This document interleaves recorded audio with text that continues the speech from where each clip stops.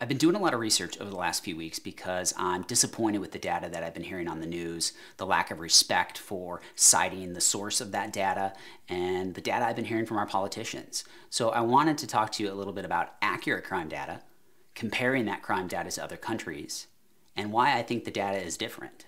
So let's go over to FBI.gov and look at the Uniform Crime Reports.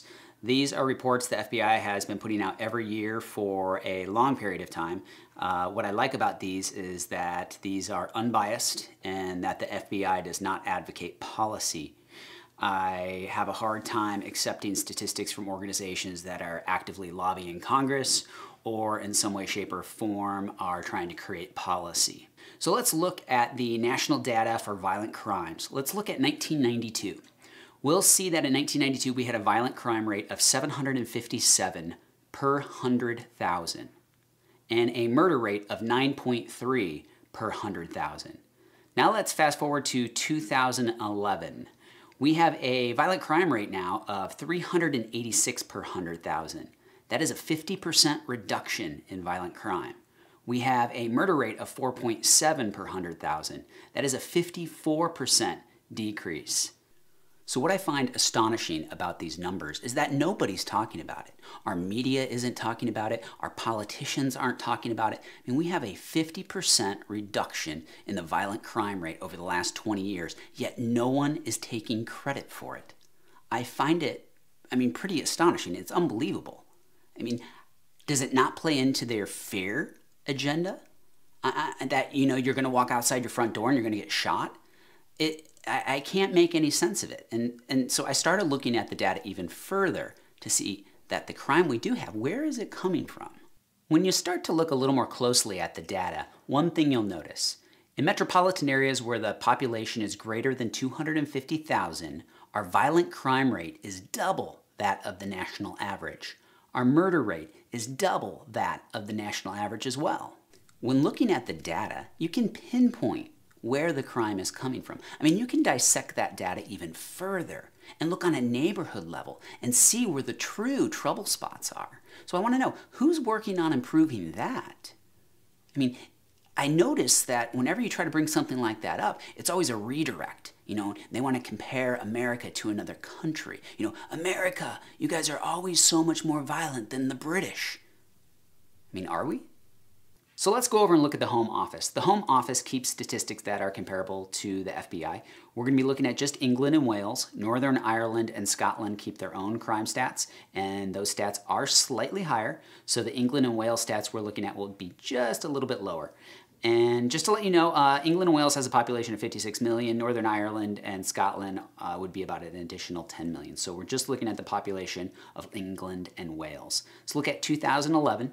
2011, England and Wales had 762,000 violent crime offenses.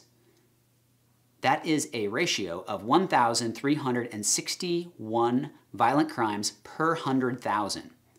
That is 3.5 times the violent crime rate of the United States. England and Wales does have a murder rate of 1.3. That is lower than the United States, but I think it's important to also look at the overall violent crime. And this is something that you don't hear on the news because they want to pick and choose their stats that meets their agenda.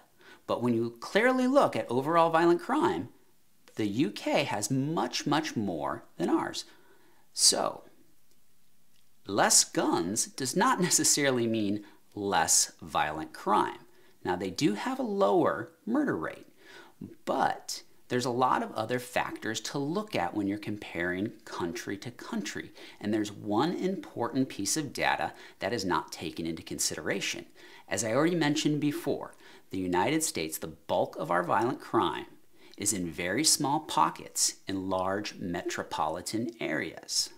In the US, we have 186 metropolitan areas where the population is 250,000 or greater. In the UK, they have only 32 metropolitan areas where the population is 250,000 or greater.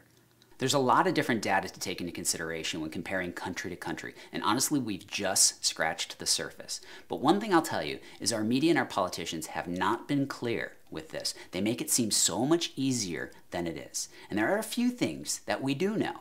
Over the past 20 years, our violent crime rate in the U.S. has dropped by 50%. We know where the crime is coming from, metropolitan areas with population of over 250,000. We know that the UK has a higher violent crime rate than us. And we also know that we have 6 times more large metropolitan areas than they do. All of those factors have to be considered. I feel like our media isn't being honest about this. They're using the public airwaves to spread their agenda and wrong information, Piers Morgan, as well as our politicians that are already introducing legislation before they even understand what the problem is, Dianne Feinstein. Did you know in 2011, out of the homicides that were caused by firearms, only 3.5% were caused by rifles, and the AR-15 is a subset of the rifle group. Way to pinpoint the problems.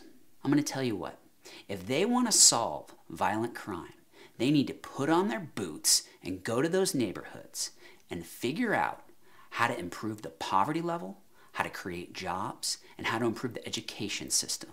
That is how you're going to reduce the violent crime in those neighborhoods.